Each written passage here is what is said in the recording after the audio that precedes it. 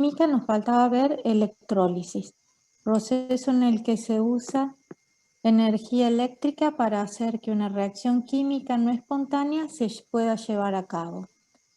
Habíamos visto que para que una reacción química sea espontánea, del tipo de las reacciones de oxidación-reducción, tenían que tener un potencial de celda positivo. Y, como lo habíamos visto en termodinámica, la variación de energía libre debe ser menor a cero o negativa. Hay muchas reacciones químicas que son de interés para que producir ya sea sustancias de alta pureza, metales de alta pureza, por ejemplo, o no metales como puede ser el flúor o el cloro, y para esto se utilizan la electrólisis, es decir, provocar reacciones químicas o transformar energía eléctrica en energía química, ya que se provocan las reacciones químicas a través de una corriente eléctrica. Sigue representándose la hemireacción de oxidación y la de reducción. Acá tienen el ejemplo de la electrólisis del cloruro de sodio, ¿sí? Pero antes de entrar a un ejemplo específico, para que les quede bien claro, nosotros vemos dos tipos de celdas electroquímicas, ¿sí? Una son las celdas galvánicas o voltaicas y la otra, el área que entramos ahora, que son las celdas o cubas electrolíticas. Una celda galvánica o voltaica siempre está representando a una reacción redox que ocurre espontáneamente. Eso significa que el delta G o la variación de energía libre es menor a cero, y esto se debe a que el potencial de la celda es positivo. En cambio, en una celda o cuba electrolítica, la variación de energía libre es mayor a cero, la reacción no es espontánea, y esto es porque el potencial de la celda es negativo. Si nosotros vamos a transformar energía eléctrica en energía química, y para esto lo que se tiene en cuenta en una reacción de oxidación-reducción es una transferencia de electrones, debemos recordar lo que es la carga eléctrica de un mol de electrones, que ya lo vieron en la clase pasada, y que se denomina un Faraday o un faradio, en honor a Faraday, que propuso leyes que tienen en cuenta la relación entre la carga eléctrica y la cantidad de materia que se puede obtener. Entonces, un Faraday es la carga eléctrica de un mol de electrones, que es 96.500 coulombios, porque es la carga de un solo electrón por el número de Avogadro de electrones, es decir, un mol.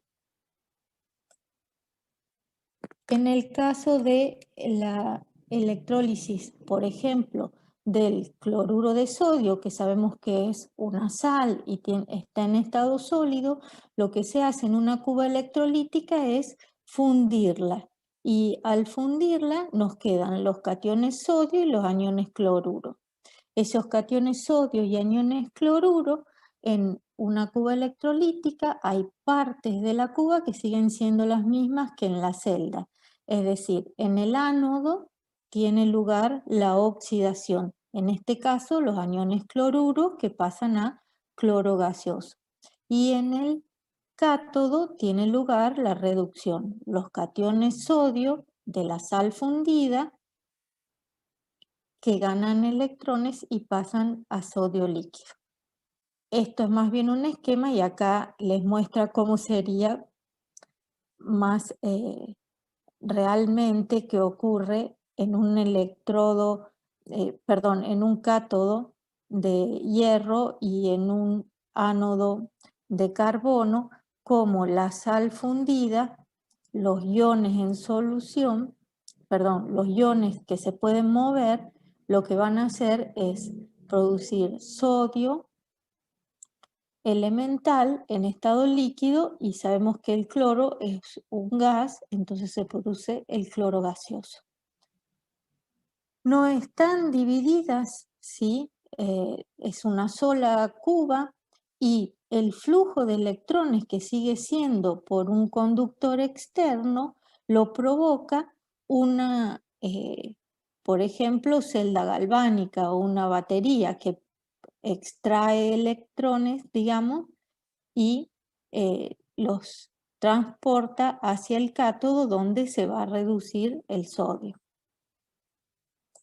La electrólisis del agua, de la cual se habla mucho por el modo de obtener tanto oxígeno como hidrógeno de manera elemental, ¿sí? Consistiría en el ánodo, donde ocurre la oxidación, el agua que se transforma en oxígeno y da cationes. Para que la reacción ocurra, el medio tiene que ser levemente ácido, por eso dice que hay una disolución de ácido sulfúrico, ¿sí? ¿Por qué? Porque el agua sola, saben que no tienen tantos iones en solución y son los iones, digamos, los que van a generar las especies. Y en la reducción, los protones ganan los electrones que pierde el oxígeno que estaba como óxido para generar hidrógeno gaseoso. Siempre tiene que haber una energía eléctrica o una corriente eléctrica que provoque la reacción, porque si no la reacción no es espontánea. Y esa es la, digamos, particularidad de estas reacciones químicas, que en realidad tienen mucha aplicación porque hay procesos, como les decía, de obtención de metales de alta pureza o como puede ser el silicio que se utiliza en la industria electrónica. Sí, se utiliza silicio de alta pureza y se puede obtener a partir de este método. Y lo mismo cuando queremos recubrir alguna superficie para que quede protegida, ¿sí? Lo que se conoce como proceso de galvanizado, en general es proteger, por ejemplo, el acero con cromo, con zinc, y esa pieza que se rodea, digamos, de una película de cromo o zinc elemental hace que por dentro la pieza quede protegida. ¿Y cómo se deposita ese cromo o ese zinc? Se deposita en el cátodo a través de la reducción, para lo cual es importante saber cuál es la relación entre la carga eléctrica y la cantidad de materia que se puede depositar. Para esto es que la relación que existe fue estudiada por Faraday y dice que la cantidad de sustancia depositada o de gas liberado es directamente proporcional a la cantidad de electricidad que circula por la celda. Nosotros ya sabemos que estamos en reacciones de oxidación-reducción, que hay transferencias de electrones y los electrones son partículas con carga. Ya sabemos que un mol de electrones tiene una carga eléctrica de 96.500 coulombios. ¿Cuántos moles de electrones van a necesitar una sustancia para depositarse en una cuba electrolítica? ¿O cuánta sustancia voy a poder depositar si tengo una determinada carga eléctrica aplicada? Esas son las preguntas que puede responder la electrólisis. Sabiendo que Q es la carga eléctrica, esta es igual a la corriente eléctrica o intensidad de corriente eléctrica medida en amperes por un determinado tiempo. Carga eléctrica se mide en coulombios, ya que intensidad de corriente es amperes por segundo me dan coulombios, pero siempre amperes por segundo. La masa entonces es el equivalente gramo sobre la constante de Faraday por la corriente eléctrica por el tiempo aplicado de esa corriente eléctrica. La masa es la masa de sustancia producida por electrólisis o electrodeposición. Q es la corriente eléctrica, perdón, es la carga eléctrica igual a la corriente por tiempo aplicado de esa corriente, y vuelve a explicar que un Faraday es 6,022 por 10 a la 23, es decir, un número de Avogadro de electrones por la carga del electrón, lo que da aproximadamente 96.500 coulombios. ¿Cómo procedemos para el cálculo?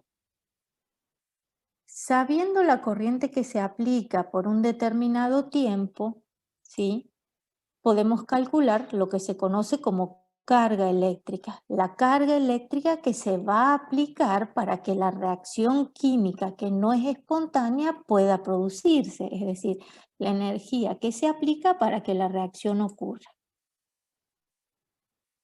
Esa cantidad de carga eléctrica, ¿sí?, dividido los faradios, ¿qué me va a dar?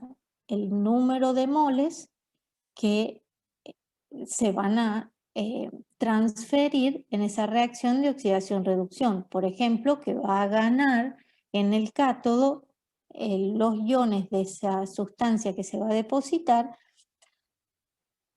y me va a permitir calcular cuál es la cantidad de sustancia que se obtiene. ¿Por qué? Porque sabiendo el número de moles que se transfieren, los moles de sustancia oxidada o reducida es en función de los moles de electrones que se transfieren. Una vez que tengo los moles de sustancia, lo puedo pasar a gramos si es un metal que se deposita o a litros si es un gas que se produce, como puede ser cloro, flúor, como les decía, que eh, incluso actualmente para producir el gas flúor se utiliza esta metodología por la pureza que se alcanza. Usar la masa molar o ecuación de los gases, ¿sí?, para sacar litros o gramos. Vamos a un ejemplo para que se entienda un poco mejor. Estamos viendo que vamos en general, si se va a reducir, la reacción va a ocurrir en el cátodo y yo tengo que saber cuál es el estado de oxidación del elemento para ver cuántos moles de electrones necesitan para reducirse. En este caso el ejercicio pregunta, calcular la masa de cobre metálico que se deposita en el cátodo durante el paso de 2,5 amperes de corrientes a través de una disolución de sulfato de cobre 2 durante 50 minutos. En este caso no tengo una sal fundida, sino que tengo una sal en solución. ¿Por qué aclaro que no tengo una sal fundida? Porque el primer ejemplo que le mostramos era del cloruro de sodio, que es un compuesto iónico, es una sal, y que fundido me podía producir los elementos del cual proviene con alta pureza a través de la electrólisis. En este caso, tengo una solución de sulfato de cobre, aniones sulfato y cationes cobre. Como me dice que es sulfato de cobre 2, van a ser cationes cúpricos o cationes cobre 2 más, ¿sí? ¿Cuáles son los datos? Amén de la sustancia en solución, la corriente o la intensidad de corriente I, 2,5 amperes, y el tiempo 50 minutos. Dijimos que amperes por segundos me da coulombios, que sería la carga eléctrica aplicada para depositar una masa determinada de cobre metálico. Transformando los minutos en segundos, tenemos que el tiempo es de 3.000 segundos. La carga eléctrica aplicada es la corriente eléctrica o la intensidad de corriente eléctrica por el tiempo, 7.500 coulombios. Si en el cátodo se produce cobre metálico porque en solución están los cationes y los electrones van a permitir que la reducción ocurra, el cobre más 2 moles de electrones me da cobre elemental. Estequiométricamente, un mol de iones cobre me da un mol de cobre metálico. Pero ¿cuántos moles de electrones necesito? Se necesitan 2 moles de electrones para producir 1 mol de cobre metálico. 2 moles de electrones, ¿qué carga eléctrica asociada tienen? Si por mol de electrones es 96.500 coulombios, 2 moles de electrones tendrán el doble de carga eléctrica. ¿Y qué voy a lograr depositar? 1 mol de cobre sólido. Pero como no tenemos 2 veces 96.500 coulombios de carga eléctrica, porque tenemos los datos que nos dicen que la carga eléctrica aplicada es 7.500 coulombios, se supone que para esta carga eléctrica voy a obtener menos de 1 mol. Para 7.500 voy a obtener solamente 0,039 mols de cobre. Multiplicando por su masa molar me da 2,41 gramos de cobre sólido. Y de este modo podemos obtener la masa de cobre metálico depositada a partir de la carga eléctrica aplicada. ¿Alguna pregunta? Yo, profe. En el chat no hay nada. Bien. Alguien quería preguntarnos si quién. Sí. Sí. Sí, hay esa carga, la carga de energía por mol de electrones, ¿siempre es la misma para todos los casos? La carga, Carga lo que eléctrica, siempre, sí. la carga eléctrica de un mol de electrones es una constante, ¿sí? Que son los 96.500 coulombios. Pero vos, en este caso, porque el elemento es cobre en estado de oxidación más 2 y no más 1, por eso te aclara acá que es sulfato de cobre 2 o sulfato cúprico, entonces vos sabés, y te dice que llega a cobre metálico, vos sabés que vas a necesitar 2 moles de electrones para balancear esta hemirreacción de reducción que ocurre en el cátodo. Por la estequiometría de la hemirreacción, vos sabés que por cada 2 moles de electrones que tienen una carga eléctrica, cada mol de 96.500 coulombios vas a obtener 1 mol de cobre. Pero tenés un dato de carga eléctrica que es completamente diferente a lo que te da la estequiometría de la reacción de reducción del cobre más 2 a cobre elemental. Lo único que es constante es la carga eléctrica de 1 mol de electrones. Si vos tuvieras aluminio, por ejemplo, el aluminio como catión tiene un estado de oxidación de más 3. Ese aluminio más 3 para que pase a aluminio metálico en estado sólido con estado de oxidación 0 va a necesitar 3 moles de electrones, no 2. Entonces, lo único que es constante es que la carga de 1 mol de electrones es 96.500 coulombios, pero según el elemento que vos quieras depositar o el gas que vayas a producir, va a ser la carga eléctrica necesaria. No es la misma para todos. No sé si eso contesta la pregunta.